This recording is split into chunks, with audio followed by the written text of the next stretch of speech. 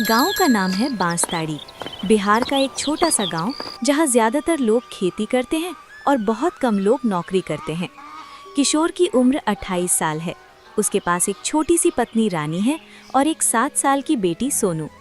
किशोर रोज सुबह 5 बजे उठता है, चाय पीता है और सीधा बिहारी के ढाबे पर चला जाता है। रानी बोली, किशोर आज जल्दी जाना, बिहारी सेठ फिर चिल्लाएंगे। किशोर ने आह भरी। हाँ रानी, रोज वही डांट, वही काम, लेकिन क्या करें, घर चलाना तो है।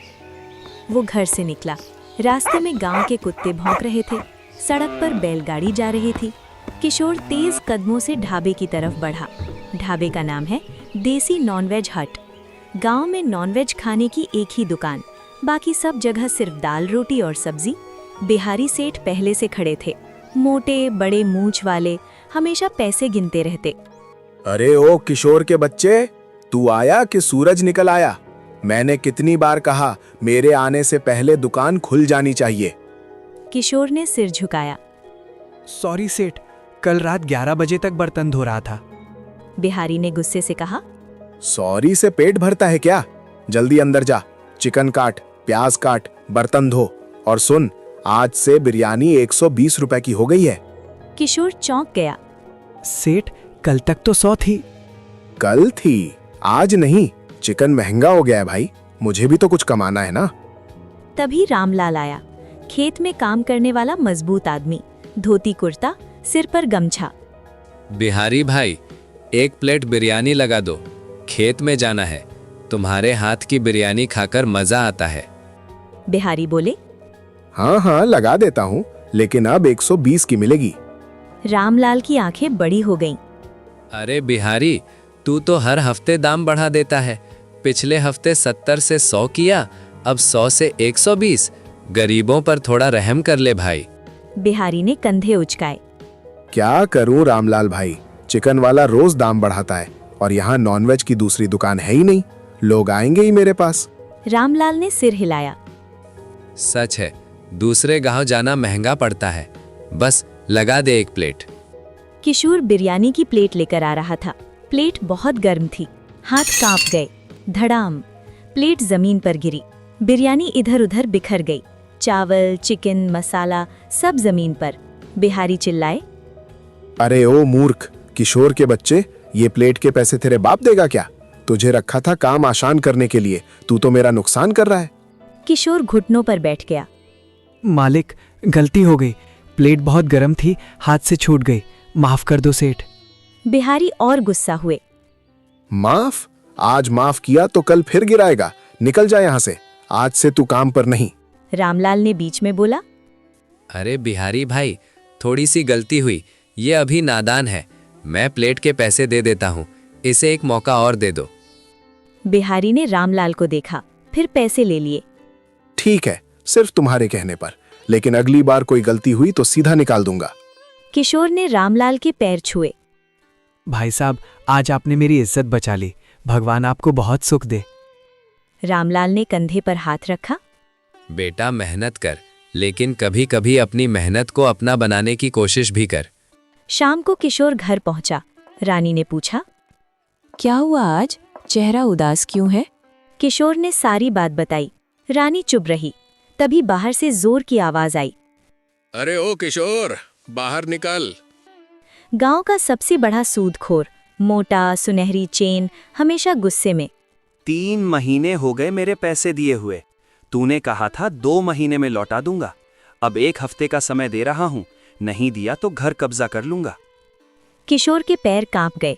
रानी की आंखों में आंसू आ गए। रानी बोली। अब क्या करेंगे, मेरे गहने बेच दे। किशोर बोला।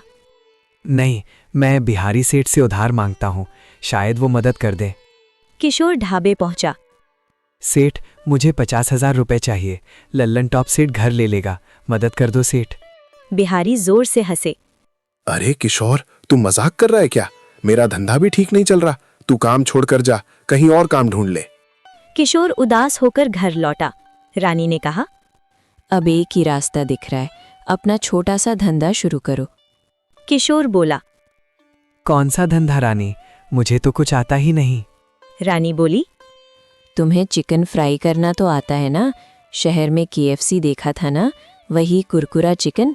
गांव में ठेला लगाओ, लोग खाएंगे। पागल हो गई हो क्या? KFC तो बड़ी बड़ी कंपनी है। रानी बोली। तो क्या हुआ, तुम भी शुरू करो। नाम रखना किशोर का कुरकुरा चिकन। अगले दिन किशोर ने घर में बचे हुए पैसे निकाले, 2 किलो चिकन खरीदा, घर पर धोया, नमक लगाया और सीधे तेल में डाल दिया। गांव के चौराहे पर ठेला लगाया, लकड़ी का बोर्ड लिखा, KFC स्टाइल कुरकुरा चिकन सिर्फ 70 रुपए प्लेट। पहले 2 लड़के आए, बाबलू और पिंटू। अरे किशोर भाई, बिहारी की दुकान छोड़ दी? हाँ, अब अपना धंधा, खाओ और बताओ। दोनों ने खाया, फिर मुंह बनाया। अरे ये क्या है? पूरा तेल तेल, स्वाद भी नहीं, बस तेल में डुबो दिया। शहर का KFC तो कुरकुरा और टेस्टी होता है। दोनों चले गए। पूरे दिन सिर्फ 210 रुपए की बिक्री हुई। घर पहुंचा तो रानी ने पूछा, कैसा रहा? किशोर ने सिर पकड़ लिया। सबने कहा तेल तेल है, स्वाद नहीं है। रानी बोली। चिंता मत करो, कल फिर ट्राई करो। किशोर रात भर सो नहीं पाया, सोचता रहा आखिर क्या कमी रह गई। अगली सुबह गोपाल चाचा के पास। सुबह किशोर गोपाल चाचा के पास गया। गोपाल चाचा पकौड़े बनाते हैं। उनके पकौड़े हमेशा कुरकुरे और स्वादिष्ट होते हैं। चाचा, आपके पकौड़े इतने कुरकुरे कैसे बनते हैं? गोपाल चाचा हंसे। बेटा, रहस्य मसालों और तरीके में है। सिर्फ तेल में डालने से नहीं होता। पहले बेसन और मैदा मिलाओ, मिर्च, हल्दी, नमक, आमचूर, अजवाइन डालो। घोल को 30 मिनट रखो, फिर डबल फ्राई करो। पहले हल्का, फिर तेज आंच पर क्रिस्पी। किशोर की आंखें चमक उठीं। चाचा, आपने मेरी जान बचा ली।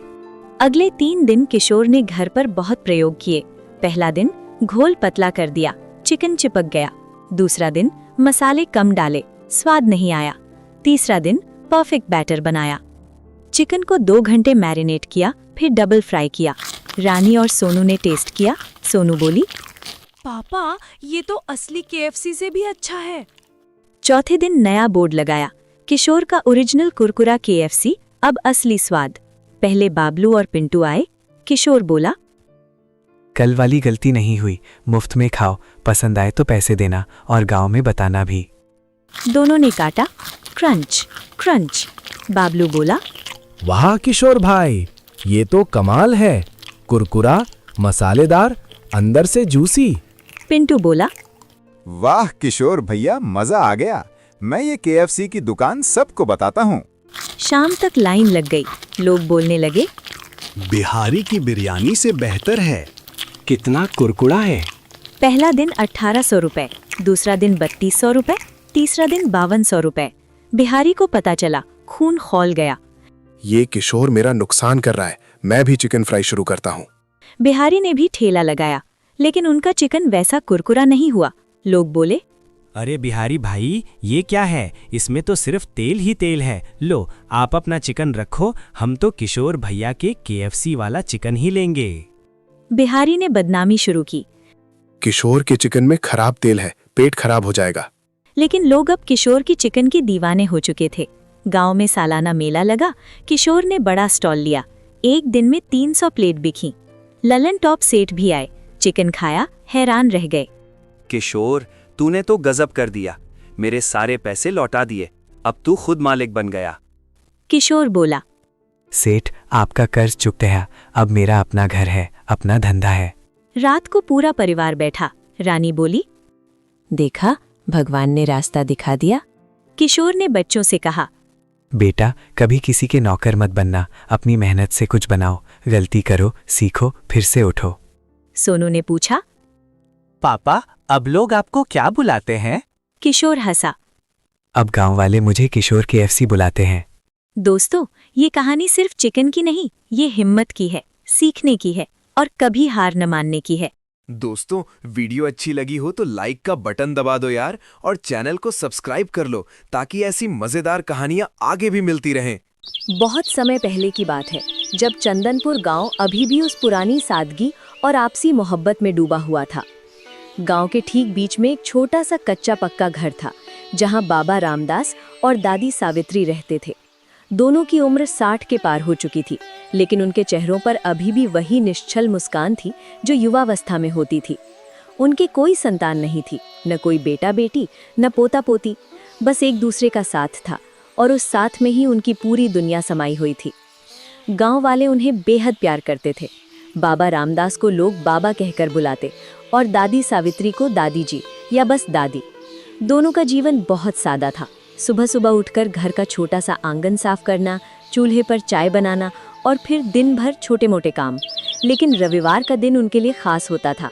हर रविवार वे थोड़े बहुत पैसे जोड़कर बाजार से मटन लाते और दादी जी के जादुई हाथों से वो मटन ऐसा बनता कि गांव भर में उसकी खुशबू फैल जाती।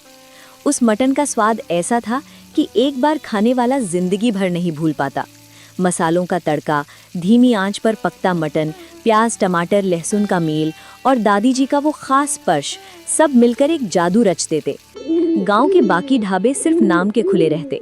लोग कहते वहाँ का खाना तो बस खाने लायक है, मज़ा कहाँ। लेकिन बाबा दादी के घर के सामने रविवार को सुबह सुबह ही भीड़ लग जाती। बच्चे, जवान, बूढ़े सब आ जाते। कोई थाली लेकर, कोई बाल्टी लेकर, कोई बस मुंह में पानी लिए खड़ा हो जाता। एक ऐसे ही रविवार की सुबह की बात है। सूरज अभी अभी निकला था और ठंडी हवा में पत्ते सरसराते थे। राहुल, गांव का एक मेहनती जवान लड़का जो खेतों में काम करता था, बाबा के घर पहुंचा। उसने आवाज लगाई, अरे बाबा, आज रविवार है, जल्दी उठो, मटन लाने चलो, वरना भीड़ लग जाएगी और दादी बना नहीं पाएंगी। आज तो मेरा भी दिल कर रहा है आपके हाथ के मटन का। देर मत करो, नहीं तो सब इंतजार में तड़प जाएंगे। बाबा रामदास बाहर आंगन में बैठे चाय पी रहे थे। उन्होंने मुस्कुराकर कहा, अरे बेटा राहुल, मैं तो जा ही रहा था। बस एक बात है, पैसे थोड़े कम पड़ रहे हैं। सोच रहा हूँ आज 50 किलो मटन लाऊं। पिछले रविवार तो कई लोग खाली हाथ लौट गए थे। मुझे बहुत बुरा लगता है जब कोई भूखा रह जाए। अगर तू थोड़े पैसे दे दे तो मैं ज्यादा ला लूं। राहुल ने जेब से कुछ नोट निकाले और बाबा के हाथ में रख दिए। बाबा, आप चिंता मत करो, आज जितना चाहिए उतना ले आओ। हम सब आपके मटन के दीवाने हैं। बाबा खुश होकर बाजार की ओर चल पड़े।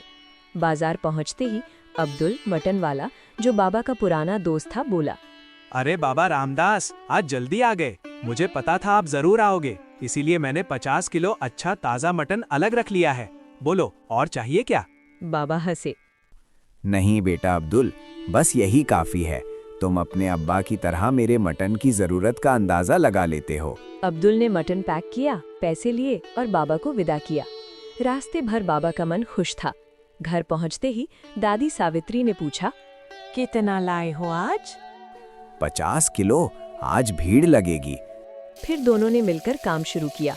दादी ने बड़े बड़े देग में तेल डाला, जीरा, तेज पत्ता, लौंग, इलायची डाली, प्याज सुनहरा होने तक भूनते रहे। फिर अदरक लहसुन का पेस्ट, हल्दी, धनिया पाउडर, लाल मिर्च, सब कुछ सावधानी से। मटन डालकर अच्छे से भूनते, पानी डालकर ढक देते, धीमी आंच पर पकने देते। खुशबू ऐसी फैली कि पड़ोस के घरों से लोग झांकने लगे। धीरे धीरे लोग इकट्ठा होने लगे। कोई बोला, बाबा, मटन की खुशबू से पेट में चूहे दौड़ रहे हैं। अब रहा नहीं जाता, जल्दी परोसो। थोड़ा सब्र करो बेटा, रस अंदर तक जाएगा तभी असली मजा आएगा।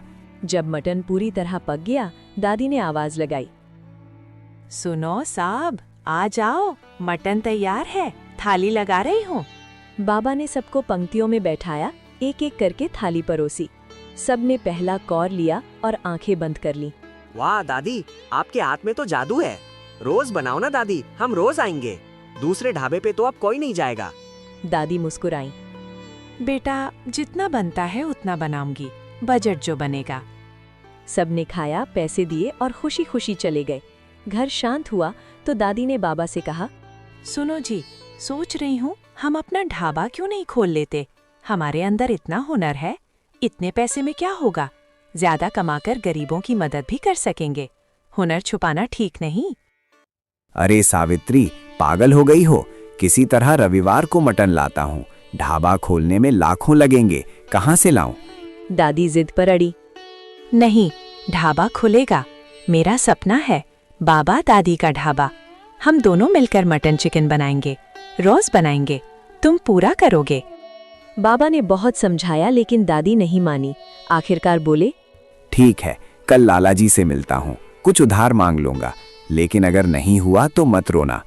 रात को दोनों सो गए। सपनों में दादी को ढाबा दिख रहा था, जहां लोग लाइन लगाकर खड़े हैं और खुशियां बिखर रही हैं। अगली सुबह विकास आया। वो गांव का पढ़ा लिखा लड़का था जो शहर में नौकरी करता था। बोला, बाबा, मेरे यहाँ रिश्ता देखने वाले मेहमान आ रहे हैं। बहन की शादी का रिश्ता है। अगर आपका मटन खाएंगे तो रिश्ता पक्का हो जाएगा। बाबा बोले, बिल्कुल बेटा, मटन ले आ, मैं पूरा जोर लगाऊंगा।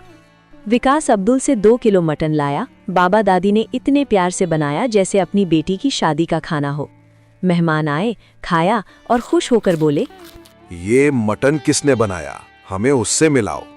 मेरा बचपन से सपना था एक अच्छा ढाबा खोलने का, लेकिन ऐसा कारीगर नहीं मिला। विकास उन्हें बाबा के पास ले गया। मेहमान ने कहा, बाबा, आप हमारे साथ चलो, हम ढाबा खोलेंगे, पूरा पैसा हम लगाएंगे, आपको अच्छी सैलरी मिलेगी, बस आप मटन चिकन बनाते रहो।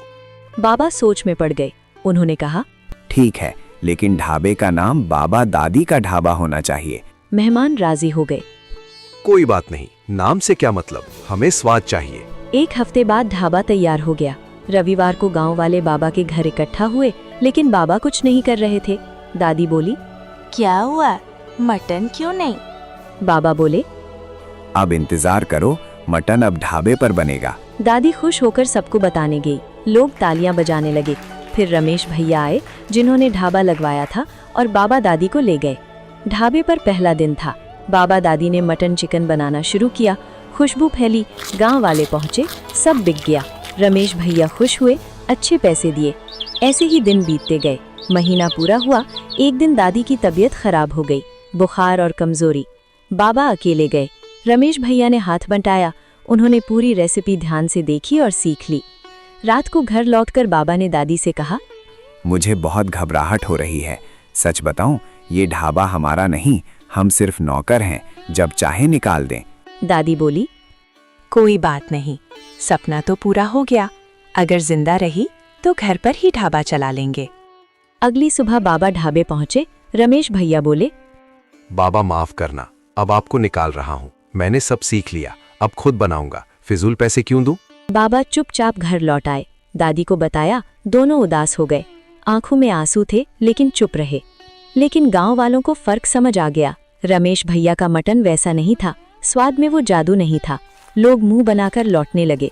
दूसरे दिन ढाबा खाली रहा। रविवार को सब बाबा के घर पहुंचे। बाबा, अब हम वहां नहीं खाएंगे, आप एक दिन भी बनाओ, हम वहीं खाएंगे। बाबा बोले, बेटा चिंता मत करो, आज से रोज बनेगा। जब तक जिंदा हूँ बाबा दादी का मटन चिकन मिलेगा, घर पर ही ढाबा चलेगा। धीरे धीरे बाबा ने घर के आंगन में छोटा सा सेटअप किया। टेबल कुर्सियां लगाईं। दादी ठीक हो गईं। दोनों मिलकर रोज बनाते। गांव वाले रोज आने लगे। ढाबा फिर से चल पड़ा। रमेश भैया का ढाबा बंद हो गया। उन्हें बहुत पछतावा हुआ। वे सोचते, लालच ने सब बर्बाद कर दिया। और इस तरह बाबा दादी का नाम गांव में अमर हो गया। लोग कहते, जितना मिलता है उतना ही काफी है। संतोष और मेहनत से जो मिलता है वही असली खुशी देता है। दोस्तों, अगर आपको यह वीडियो पसंद आई हो तो वीडियो को लाइक जरूर करें और चैनल को जरूर सब्सक्राइब करें। अगर आप इस वीडियो का पार्ट 2 देखना चाहते हैं तो जल्दी से इस वीडियो पर 12 लाइक पूरे करवा दें।